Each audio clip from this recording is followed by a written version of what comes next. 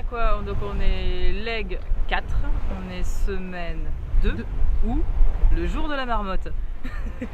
On n'a pas fait un changement de voile depuis plus d'une semaine. On va pas vous montrer de manœuvre, il n'y en a pas. On a quelques grains des fois. C'est assez monotone, hein. Quand je dis le jour de la marmotte, on fait tous les jours, on n'a pas de vagues. Bah, c'est pas une manche où on va sauver notre rating, hein, soyons clairs. C'est pas sur cette manche, on va se concentrer sur le temps réel. On est lent, tout est lent, toute la flotte est lente, toute la flotte est très très lente. C'est bien le Brésil, hein, c'est sympa, mais il fait une chaleur crevée et surtout bah, on n'a pas beaucoup de vent. La semaine dernière on a fait de l'est, beaucoup d'est, et on attendait une bascule de vent pour virer et ensuite faire du nord. On n'a pas eu cette bascule et on a eu un peu peur quand on n'a pas de météo et qu'on a vu tout le monde partir au nord d'un coup. On a un petit peu accéléré notre virement.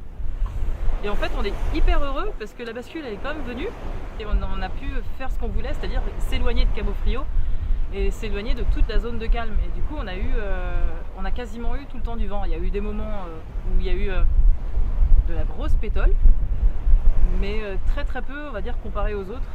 Et ce qui nous a permis de revenir et puis d'arriver sur la tête de la flotte.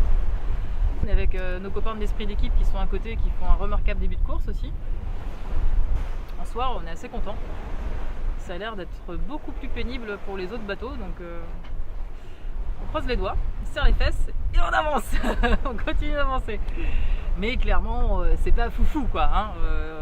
Dès qu'on a 10 nœuds de vent, on est super content. Le problème, c'est la chaleur. Le meilleur ami, c'est le ventilateur. Et ça impacte beaucoup sur le sommeil parce qu'on se repose très mal. Le bateau prend vie à 19h et maintenant au coucher du soleil. Là tout le monde a l'impression d'être un peu des créatures de Transylvanie et d'arriver de prendre vie la nuit quoi. Où pour le coup on a des nuits extraordinaires. Les nuits sont magnifiques. Où t'as pas envie d'aller dormir alors qu'il faudrait aller dormir là parce qu'il fait frais et que enfin tu peux avoir un bon sommeil récupérateur, mais les nuits sont tellement incroyables. Les ciels sont immenses, c'est une constellation d'étoiles partout. On essaye de vous les filmer, de les montrer, mais c'est vrai que ça n'a rien à voir par rapport à ce que nous on a la chance de voir. C'est évident. Le vent étant léger, il est très instable, donc il passe son temps à changer en direction et en force, en interne. Et puis un réglage pour 6 nœuds de vent n'est pas le même que le réglage pour 10 nœuds de vent. Faut pouvoir être sur tous les réglages et profiter de chaque petit ado pour pouvoir lofer un petit peu et faire de l'est, parce que on a un point d'entrée qui est très précis pour passer le poteau noir. C'est un point d'entrée statistique, hein, mais il y a des grandes routes qui passent par là et on va essayer de rentrer du mieux qu'on peut dans le poteau noir. Quand on y arrivera, si on y arrive un jour, on espère.